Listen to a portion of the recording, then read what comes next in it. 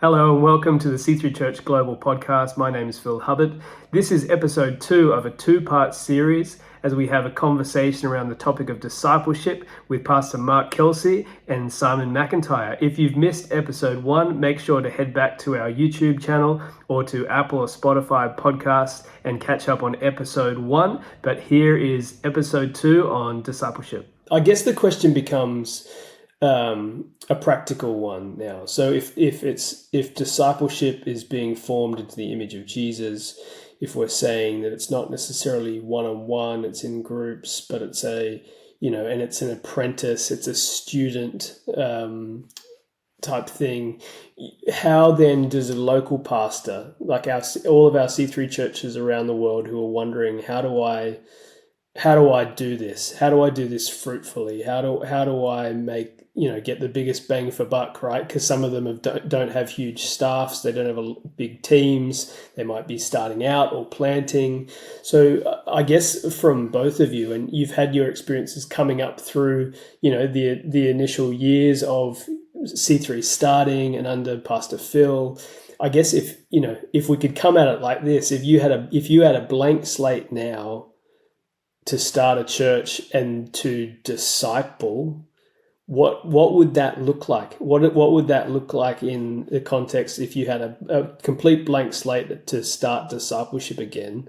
What would you do, Simon? I wouldn't stop doing what we do in one sense, because I think that we live in the West, and whilst we bash it, we do live in it, and it has great advantages.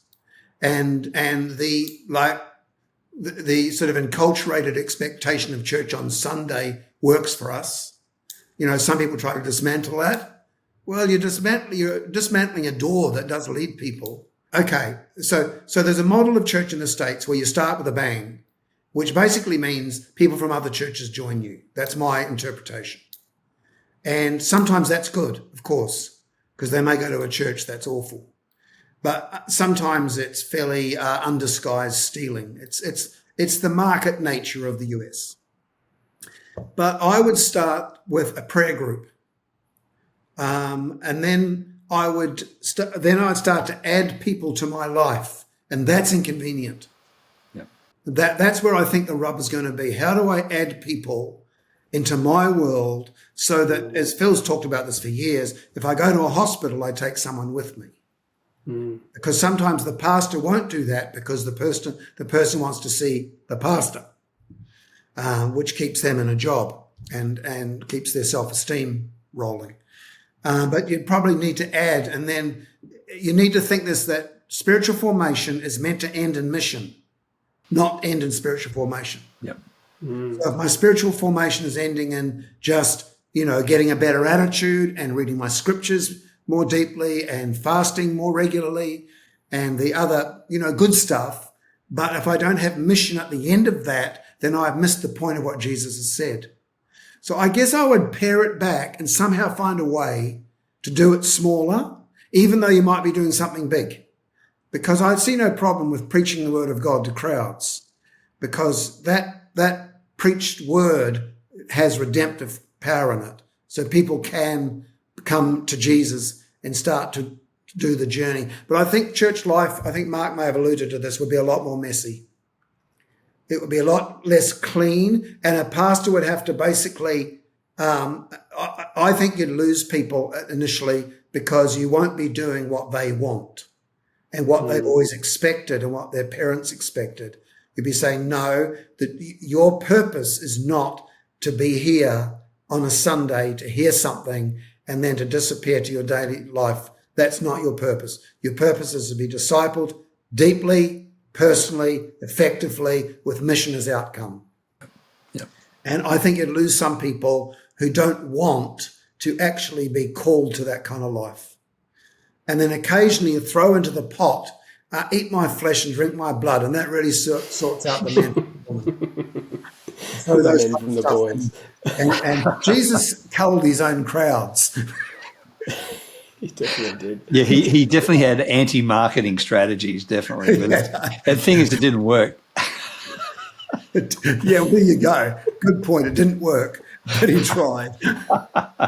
Yeah. So coming to you, Mark, what would your thoughts be around that? Well, I'd do exactly what Simon just said. I agree. I think let's not throw the baby out with the bathwater, but let's get back into those. And I think the prayer meeting, build community, and what have you. And I would just add that I think for the pastor, knowing what is the pastor's role, I think is a really important question. Yes. And I think the pastor's role, I think the Ephesians 4 is probably one of the most untapped resources in church life and church health, because it really, I think, defines, particularly the first 16 verses, defines what church is. And the aim, if we go to the bottom line, the aim is a mature church that builds itself up in love.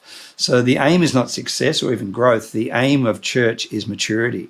But it begins with two other dynamics, and that is, work hard to maintain the bond of peace, the spirit of unity, one church, one hope. I think that spirit of unity, which is a deep part of spiritual formation, is that we live above our own preferences, etc., into a higher plane of kingdom love and kingdom forgiveness, etc. But then the next thing, which really defines the role of any of those key roles, apostle, prophet, evangelist, pastor, teacher, is to equip the saints. And I think for too long we've been entertaining the saints as opposed to equipping them. And I think the role of a pastor is to see people and not just in a generic way, but in a specific way. Like, who is that person? Where do they fit into this picture? And how can they be discipled in the direction of their calling and their gifting? Because if you add that beautiful spirit of unity with diversity of gifting, you've got maturity. And the combination of those things, one of the things, I think we've had an overactive church, but we need an activated church. Because the aim of spiritual formation, leadership development, is not more work, it's less work. It's releasing the body to do what it's actually meant to do naturally. And discipleship is God's methodology. We don't need to find a method for discipleship. Discipleship is the method. But the aim is a naturally growing, mature body that builds itself up in love. But that's the work. And I think conferences and things that entertain us, we come and hear another message, they're good. There's no problem with that. But I think it's the hard work of discipleship really is, and I think seeing people. Someone saw us. Phil and Chris saw us. We didn't see us. I mean, we didn't think we really had anything to add to what was happening. And in fact, we felt mostly insecure about it. But Pastor Phil just kept saying, "Oh, you try this and do this." And most of the time I failed, and then when I failed, I said, "I'll just try it again," And so over time, you learn to do some things. But in the process of learning to do some things, you're actually growing in maturity in Christ. And it forces you in a weird way to then get some spiritual formation happening because, oh my gosh, I got to get a hold of the scriptures. I got to pray because I've actually got to become something that's of value to somebody. Yeah, I totally agree. It's interesting that when we preach that passage, Mark, the work of the ministry is always, it ends up being defined as what you do on Sunday. Yes. Yes. Which is actually not wrong. No. But it's barely 20% of the deal. The work of the ministry is to proclaim Jesus, however you do it. Yeah. And the work of the ministry doesn't stop in a church body. It goes beyond the doors and it goes into your world. And so I think that's where we become short-sighted. Yeah, look, and that's where I think that, like, coming back to what you're talking about, Mark, those stages of formation, because when you get to that stage 3 and it's just about, you're on team, it's the, the end goal of our discipleship that person is now a confident stage personality that can hold a microphone and preach a message. Where, and if you've got some basic skills and giftings in that, then by the age of 25, you're done and dusted, and it's almost like the discipleship process is done if that's the goal of our discipleship, right? But it's lifelong. It's got to be so so far removed from just the practicals of what we do at church without also losing the need and the purpose of building the church and finding people who can build and serve and be on mission together. So for local pastors, I guess coming down into it is that selection of people, and that can sound exclusive, but how would you go about, if you've got a group of people, you're a growing church, you're a growing community, as a pastor, what do you start to look for in terms of starting to initiate discipleship and move people along that journey, Mark? Yeah, look, I think this is where structure and the life of a church and the structure of a church actually help. Because if you've got something, you can then position people in a place, in a position that you think they would work in, and that then becomes a confirming or unconfirming sort of situation at that point. For us, Pastor Phil, actually, I remember that famous meeting where there was myself and Simon and one of our other leaders, and asked to run the first 3 small groups in the life of the church, and of course I was terrified of the concept, but we went and did it. But because there was now a new structure of small groups or connect groups, we then grew in that structure, and then our gifting and role and development as a disciple and as a leader had some sort of framework. So I think the development of leaders isn't just some ethereal, conceptual, academic exercise. It actually has to have hands and feet. Now, that's the very basic of that is just helping, serving, but then that must develop into other realms. Serving and then ministry and then leadership positions, and then people grow through those various gates of discipleship responsibility to a place where they can carry more and more weight and burden.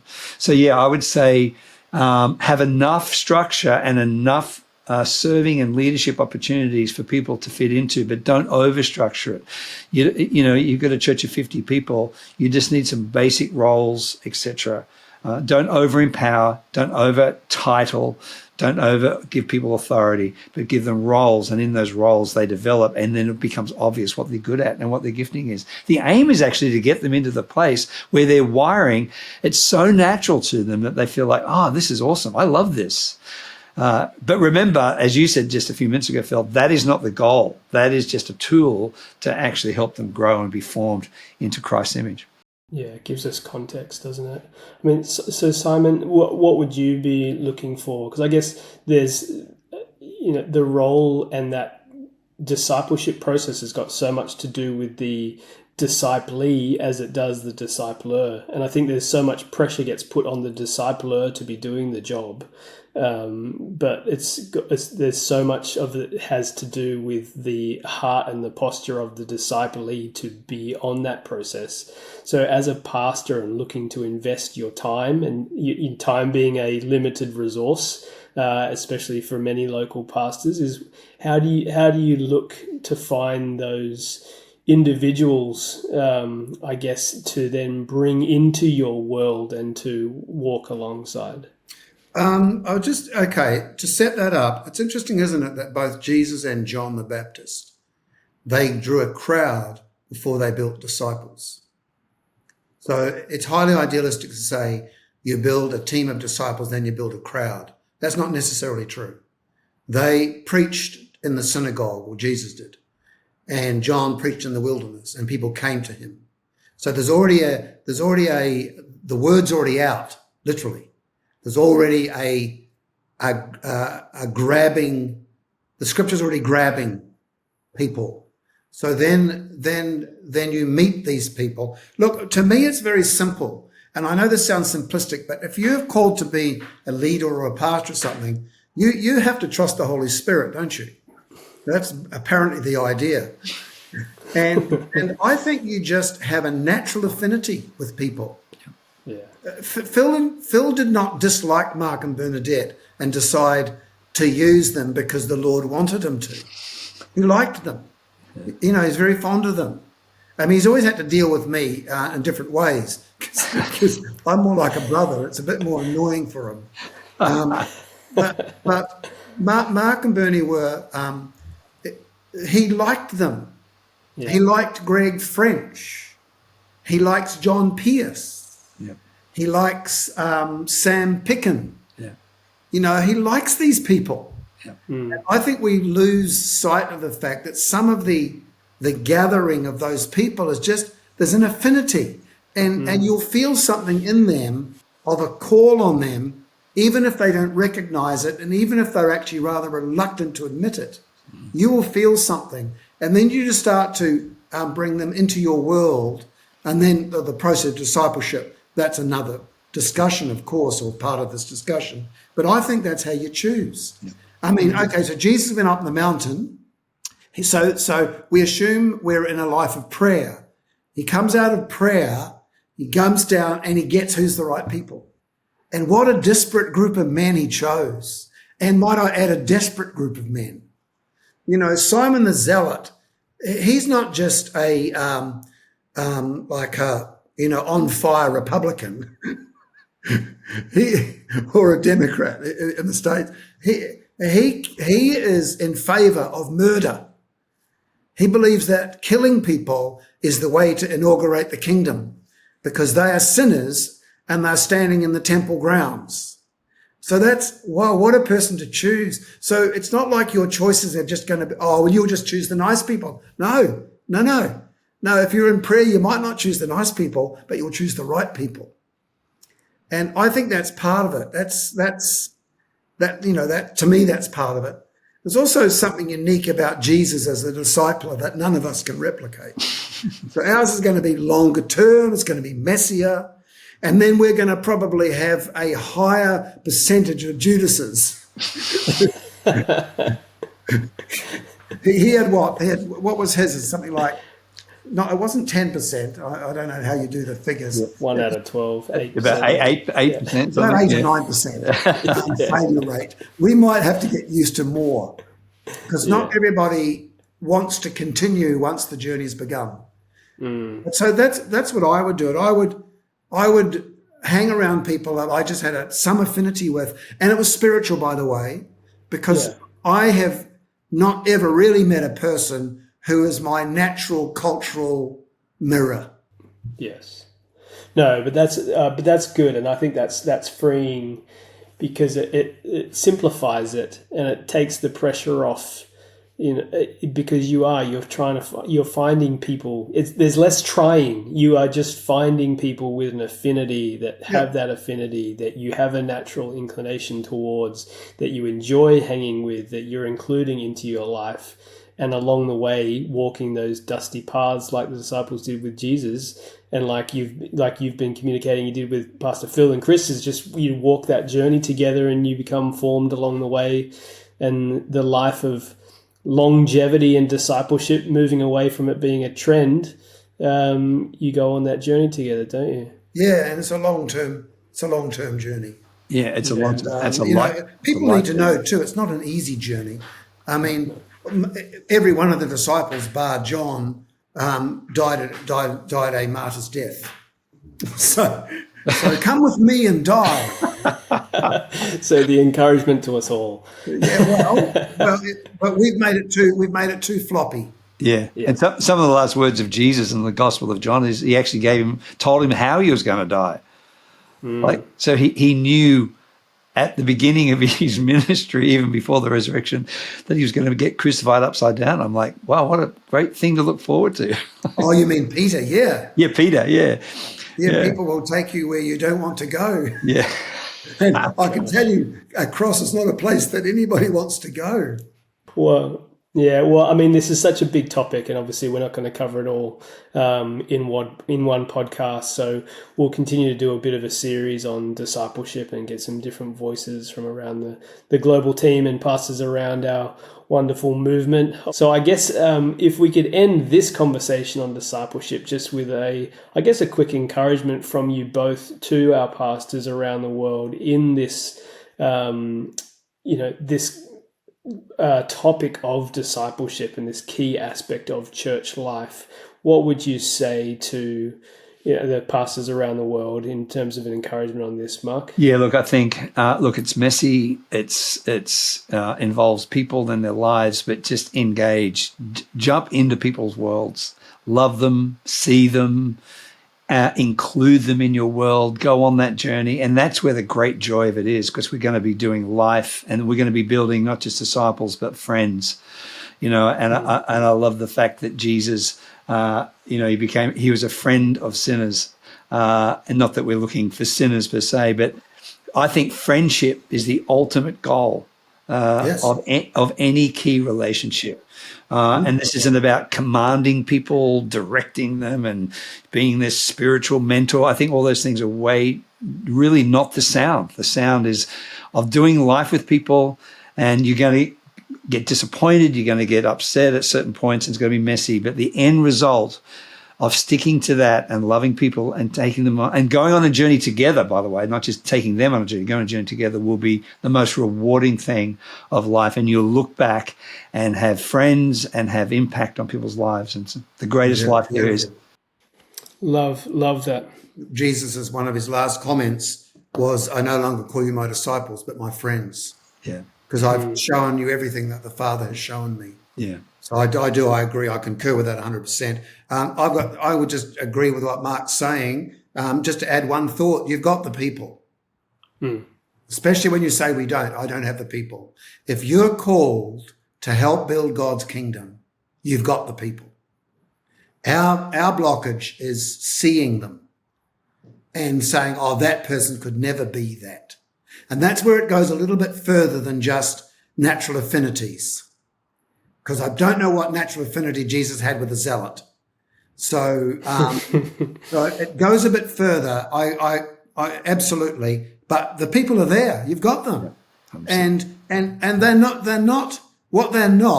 the already developed people you see in another church staff. If you're looking for a Simon and a Mark, this is 40 years, 50 years. You're not going to find that. Go and find us when I was a dodo bird and Mark was just a very nice person. I was a cockatoo. A screeching Aussie bird. So you've got the people, pastors, they're there. Yeah. Yeah, brilliant. No, that's great advice. Wonderful conversation.